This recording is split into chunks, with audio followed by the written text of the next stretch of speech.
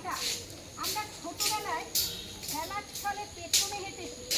সেই পেছনে হাঁটা এখন আমাদের হাঁটুর ব্যথার ব্যায়াম, পায়ের ব্যথার ব্যায়াম, হাঁটু ব্যথা, কোমরে ব্যথা, হিপ প্রেশার, হাই প্রেশার, উচ্চ রক্তচাপ, হার্টের সমস্যার জন্য ভীষণ উপকার ব্যাকে হাঁটা। প্রতিদিন 5 মিনিট করে হাঁটবেন, দিনে 2 বার করে হাঁটবেন। সকালবেলায় হাঁটবেন, খালি পেটে 1 গ্লাস জল খেয়ে। সেই হাঁটায় উপকার পাবেন কিন্তু অনেক বেশি।